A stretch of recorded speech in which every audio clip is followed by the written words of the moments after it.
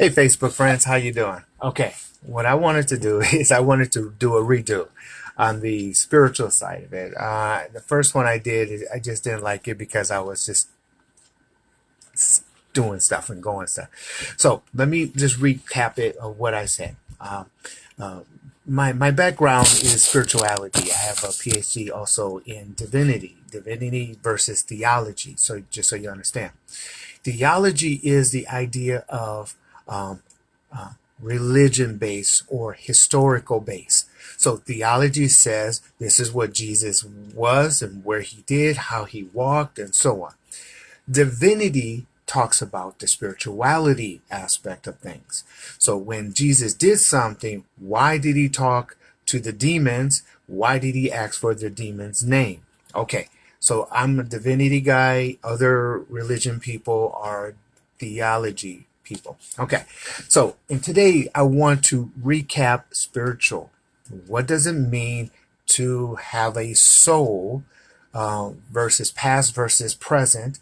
And if it's a past spirit or soul and I have it now, why can't I remember the past? All right, so I redid it on the board. So let's go on the board and let me explain it a little bit more in detail. So other than that, hopefully you guys having a great Saturday. So let me change this up right quick. All right, here we go. All right, so you have a living soul.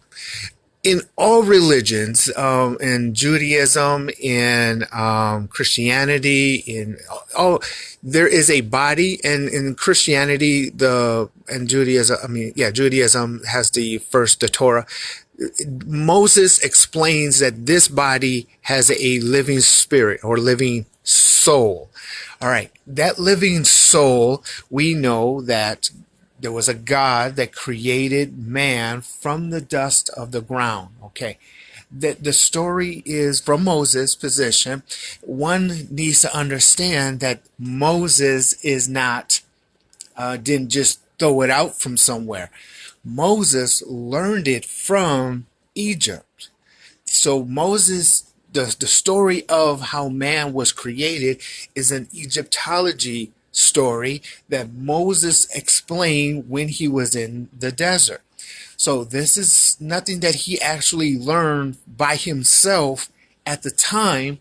He learned it growing up in the palace, and he learned it from the libraries and also all of the other spiritual persons, I should say, because they were female and male gods or priests, I should say.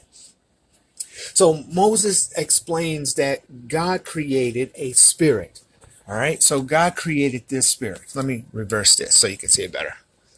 All right, so God created the physical, and then he created the breath in the night, breath into life became a living, let me put that here, living soul. Okay, cool.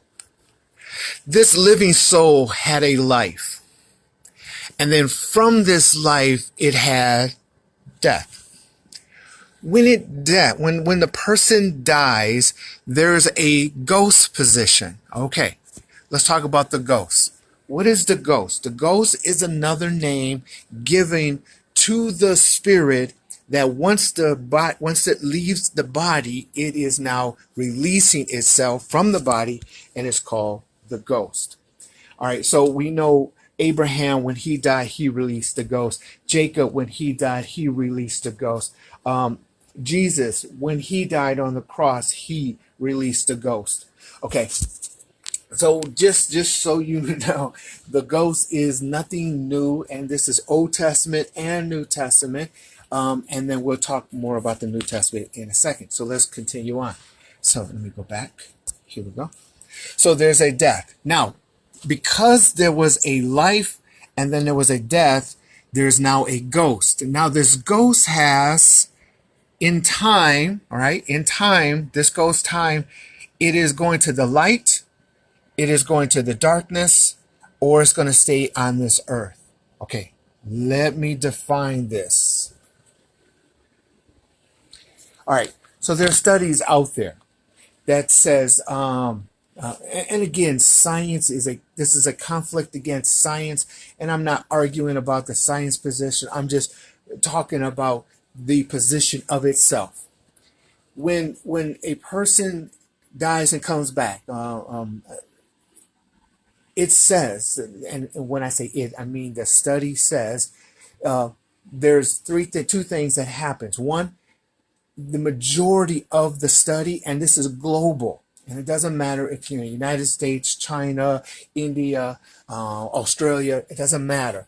They all said the same thing within the study, and the study says this, that when a person has died and came back, they either saw the light, they either saw the darkness and it was so cold and lonely, or they just saw themselves and they saw other people within the earth. So think about it, and I'm not bringing nothing new to the table. There's just a lot of things out there, and you guys can recap it and look at it for yourself. So when the ghost is, again, the title of the ghost is when the living soul is in the body and is living, moving. When the person dies, it releases the ghost. That ghost is then traveling either to the light, to the darkness, or to the earth. And like I said, there are a lot of studies out there. Okay, so let's continue on. Now, the ghost in time. Now, what are we referring to time? Time is irrelevant to the point of the ghost because there is no time. This ghost could have, let's say the ghost could have gone on this earth. So let's say the earth.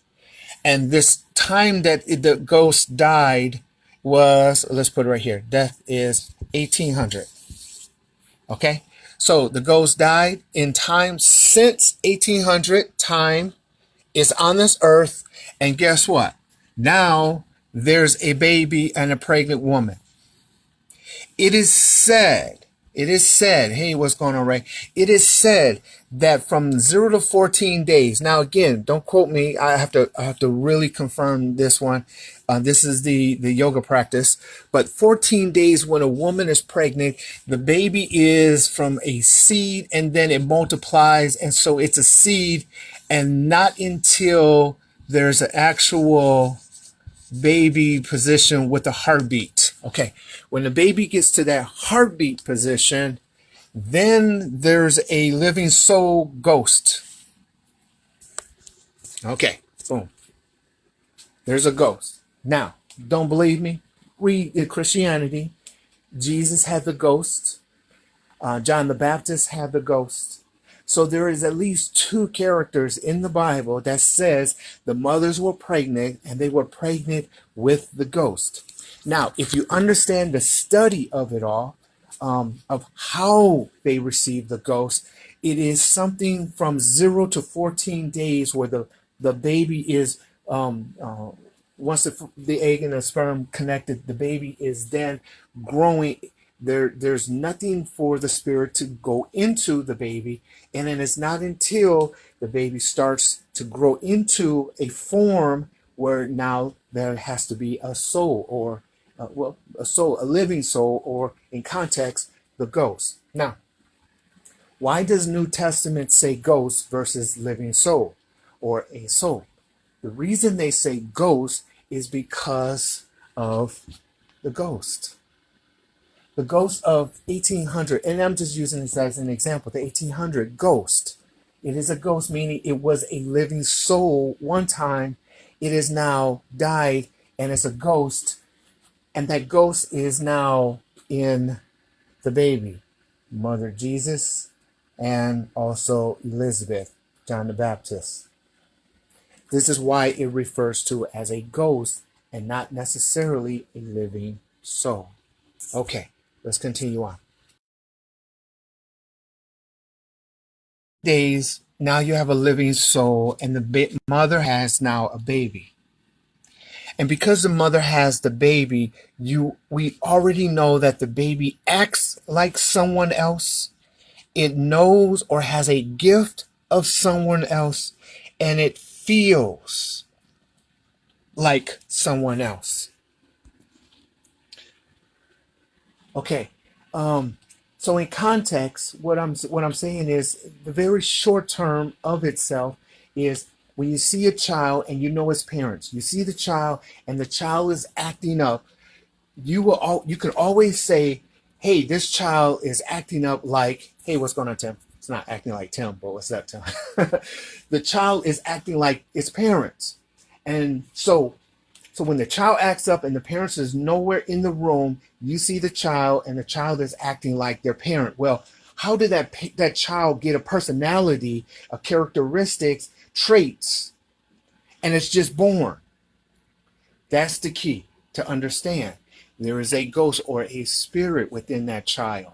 So that child picking up that spirit, that ghost. Okay, now in context, if the child has, from the beginning, from the mother's womb, has a ghost, and if the child acts, knows, or has the gift, or has a feeling, I feel like I've been somewhere else, like deja vu almost, or you're American, but you feel like you're from Asia, or something like that. You like certain foods, you like certain music that's different from your environment. Okay, in those cases, then you know that there's a ghost that came into a body called the child and is now growing. The question is, why doesn't this child remember the 1800 death and the life of before? Why doesn't it remember it? Is because of this part right here, the brain. Is that backwards? Yeah, that's backwards, but it's okay. The brain. The brain is a memory of the environment of yourself at the time. The brain memorizes what you do right here, right now, your environment, your culture, your everything about you, your parents who raised you, your family, your social makeup, the baby is now memorizing and it feels the environment, the social environment of what it is. Okay. Now, because the brain is a memory mechanism, science can literally look in a X-ray or some kind of X-ray machine and see the firing off of the different parts of the brain of where it comes from. So if I'm thinking of this, it tells me the brain is the one who's triggering it. All right. One thing I don't want you guys to be confused with is this. Even though the X-ray can tell you where it's coming from, it doesn't tell you where it starts from. That's the problem, and that's the difference in science and the knowledge of spirituality.